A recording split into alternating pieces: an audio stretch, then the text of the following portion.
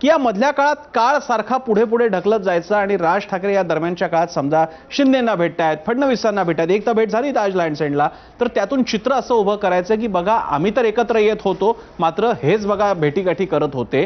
त्यामुळे सहानुभूती कुणाला मिळाली? उद्धव ठाकरेंना. स्वतःच्या जागा इंटॅक्ट कोणी ठेवल्या? उद्धव ठाकरेंनी.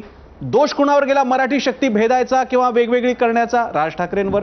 सो हा ट्रॅप तुम्ही इमॅजिन केलेला संदीप देशपांडे असं असू शकतं?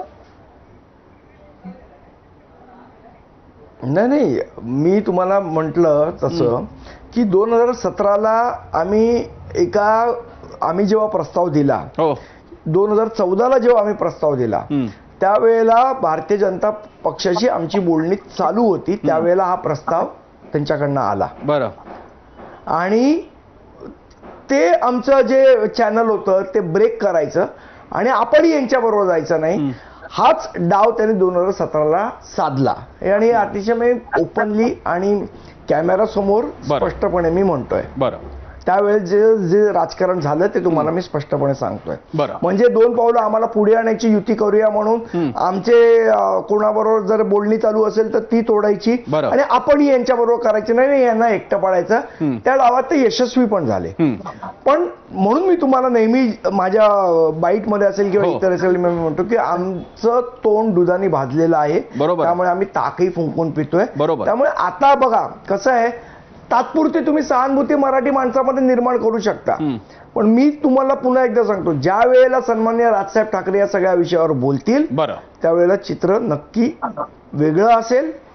त्यामुळे जर त्यांना खरोखर युती करायची असेल तर मी पुन्हा एकदा आपल्या माध्यमातून सांगतो की संपर्क थेट राजसाहेबांशी त्यांनी केला तर मला असं वाटेल की ते कुठल्या तरी गोष्टीत सिरियस आहे, नाहीतर हा आम्हाला ट्रॅप लावण्याचाच प्रयत्न आहे असं मी मानेन. फार मोठं विधान केलेले संदीप देशपांडे. संदीपजी, उद्धव ठाकरेंपर्यंत काही थेट माझा संपर्क नाहीये, पण किशोरी पेडणेकरांपर्यंत आम्ही थेट संपर्क साधलेला आहे आणि मी थेट जातोय किशोरी पेडणेकरांकडे.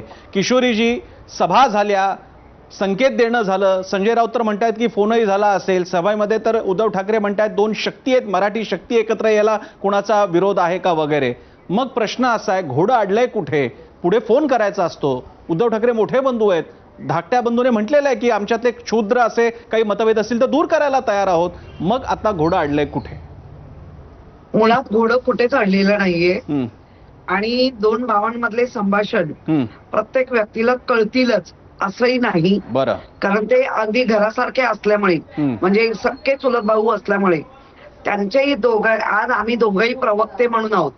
अगदी संदीप देशपांडे पण राजसाहेबांचं असंच मत आहे असं नाही मांडत आहे.